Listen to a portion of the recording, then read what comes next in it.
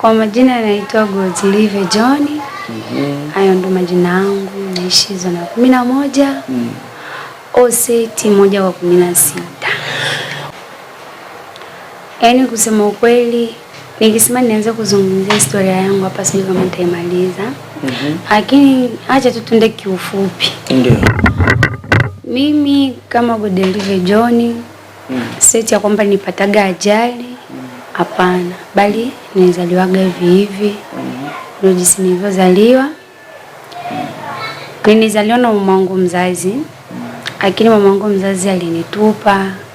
Akasema kwamba wazee akaishi na mtoto kama mimi, nitamuongezea nini kwenye maisha yake? Akanitupa, nilikuwepo na miezi 9. Akaniacha.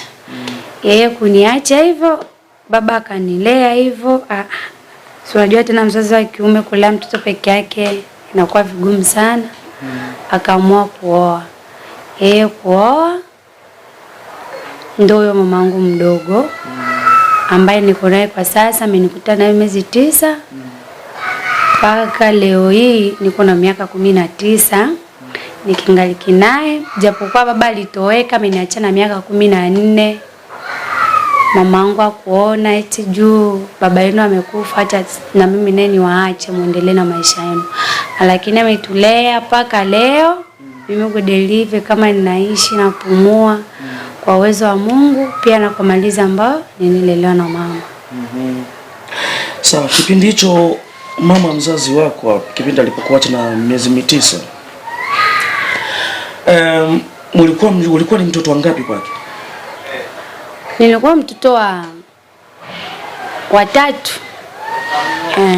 Mtoto wa 3. Kwa akaamua kuondoka, wewe akakuacha, akaondoka na wale wengine 2 au ulikuacha?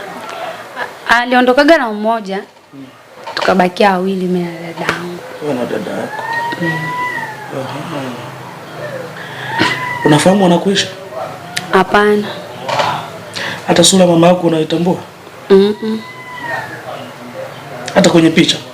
Amna. Baba yako alikuwa anakuambiaje kuhusiana na hiyo historia kifupi? Yeye tu gana. Katika uhai wake aliniambiaga mtoto wangu, aliamwaga tu kuniambia ukweli uso mama wako. Mama wako ambaye alikuzaa alikutupa kutokana na madhaifu yako. Akasema hawezi lea mtoto mlemavu kwenye familia yao, wazagi watoto walemavu. Kwa akaamua kukutupa mpaka leo. Apigagi simu, hakujuliagi hali, nikamuuliza anaishi wapi.